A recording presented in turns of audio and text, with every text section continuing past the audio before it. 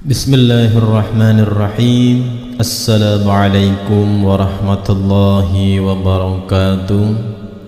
Dalam kesempatan kali ini saya akan menguraikan tajwid pada surat Al-Baqarah ayat yang ke sebagian ayat 20, melanjutkan dari yang sebelumnya. Bismillahirrahmanirrahim. Pada lafaz khalaqakum walladzina min qablikum. Di sini ada huruf mim yang berharokat sukun bertemu dengan huruf wawu yang berharokat fathah. Maka ketika membaca huruf mim yang berharokat sukun bertemu dengan huruf wawu, maka ini dinamakan bacaan izhar safawi. Huruf mimnya harus dibaca jelas, tidak boleh dipantulkan serta tidak boleh didengungkan. Contoh dipantulkan, khalaqakum walladzina, itu tidak boleh. Contoh didengungkan, khalaqakum walladzina, itu juga tidak boleh. Jadi harus dibaca jelas. Khalaqakum walladzina, huruf mimnya harus dibaca jelas. Ini dinamakan bacaan izhar safawi. Berikutnya setelah huruf wawu di sini ada alif, di mana alif di sini tidak ada harokatnya. Maka alif di sini dinamakan hamzah wasal. Hamzah wasal di sini tidak dibaca ketika kita membaca dari kalimat atau huruf sebelum hamzah wasal. Contoh membaca dari kalimat atau huruf sebelum hamzah wasal. Walladzina, dari huruf wawu yang berharokat fathah langsung dimasukkan ke dalam huruf lam yang ada di depan hamzah wasal. Bunyinya walladzina, bukan wa'alladzina, tetapi walladzina. Tetapi jika dibaca dari hamzah wasal, seumpamanya mau dibaca dari hamzah wasal, wawunya ditutup, maka hamzah wasal di sini dibaca berharokat fathah. Alladzina, dibaca berharokat fathah. Kenapa dibaca berharokat fathah? Karena hamzah wasal bertemu dengan huruf lam. Setiap ada hamzah wasal, jika dibaca dan bertemu dengan huruf lam, maka hamzah wasal di sini berharokat fathah. Berikutnya di depan hamzah wasal ada huruf lam yang berharokat fathah dan ada tasjidnya. Maka ketika membaca huruf lam yang bertasjid sedikit disentak. Walladzina, walladzina, sedikit disentak. Hati-hati, hanya sedikit disentak, tidak boleh didengungkan. Contoh didengungkan, walladzina,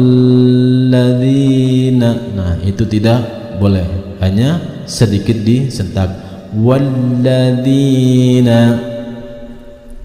Berikutnya di depan huruf lam ada huruf dzal berharokat kasroh bertemu dengan huruf ya yang berharokat sukun. Maka setiap ada huruf hijaiyah yang berharokat kasroh bertemu dengan huruf ya yang berharokat sukun, maka ini dinamakan bacaan mad tabi'i. Panjang bacaan mad tabi'i 2 harokat. Berikutnya pada lafaz min qablikum. Di sini setelah huruf mim yang berharokat kasroh ada huruf nun berharokat sukun bertemu dengan huruf qaf berharokat fathah. Maka jika ada huruf nun yang berharokat sukun bertemu dengan huruf qaf berharokat fathah, ini dinamakan bacaan ikhfa. Cara membaca bacaan ikhfa yaitu nun yang berharokat sukun disamarkan ke dalam huruf qaf Hati-hati membaca bacaan ikhfa, tidak boleh disentak. Min qablikum, tidak boleh disentak. Hati-hati tulisannya min qablikum, tetapi cara membacanya nun yang berharokat sukun disamarkan ke dalam huruf qaf. Min qablikum. Berikutnya setelah huruf qaf ada huruf ba yang berharokat sukun. Maka ketika membaca huruf ba yang berharokat sukun harus dipantulkan. Kenapa?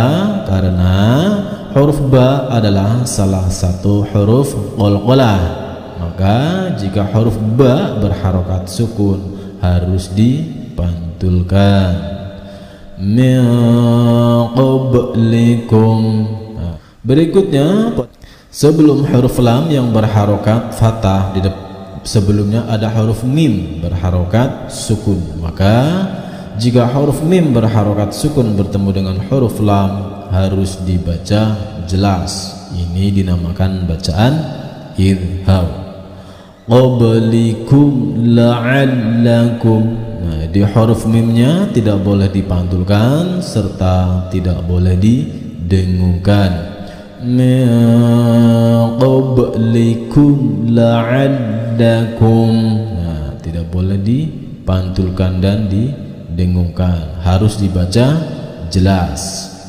Berikutnya di sini ada huruf lam berharokat fathah dan ada tasjidnya. Maka seperti sebelumnya, jika membaca huruf lam yang bertasjid sedikit disentak. Hati-hati, tidak boleh didengungkan, hanya sedikit disentak.